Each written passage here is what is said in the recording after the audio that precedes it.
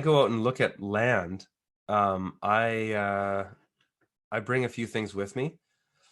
I sometimes bring a measuring tape, though I have an app on my phone that kind of makes that redundant now.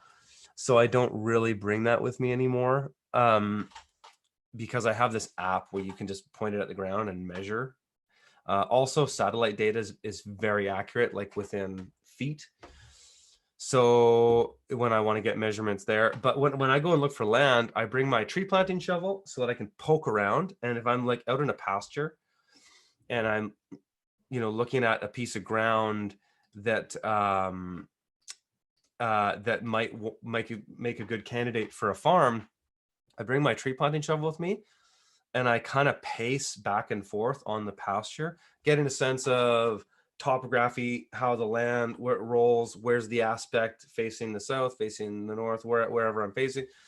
And as I walk, I'm just constantly jamming my shovel in the ground. And this tree planting shovel has a narrow blade. And so as I walk, I'm just literally jamming in the ground, jamming the ground, jamming the ground.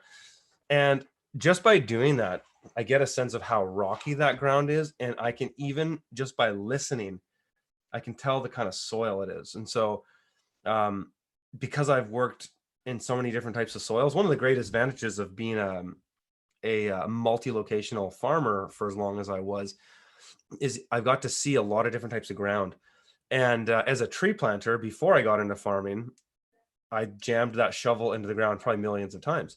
And so just by listening, I can hear what kind of soil it is, in the sense that if it goes in and I hear sort of a metallic sound, but I'm not hitting rocks, I can tell that it's kind of a sandy soil because the way that it's touching. And if it goes in really quick and makes and you can kind of feel the way the shovel moves, I can tell if it's a clay soil.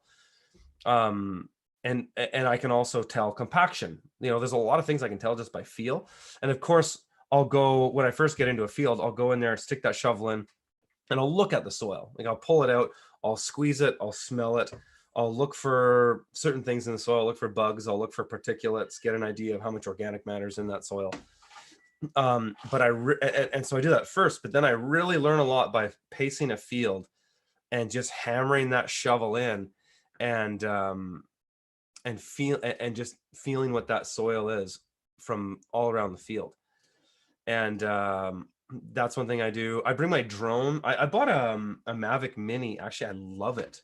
I've been bringing that drone with me. I bring my camera with me to make I video document everything. So if there's something interesting on that land that I want to look at further, I'll go to a particular place, and I usually start with I know where it is. I've already looked at it on the maps, and I'm going out there, and I want to go to places that I couldn't really get information on by looking at the topographic satellite maps.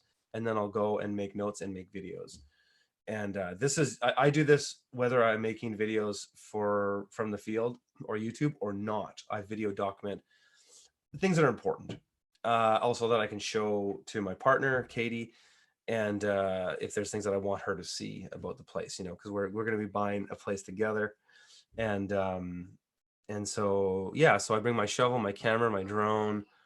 I bring my EMF reader, my radio frequency reader, actually, because we're looking for a place that's very low RF. So that's important to us. And that's really all I bring. I can I can learn enough from a piece of land just with those things.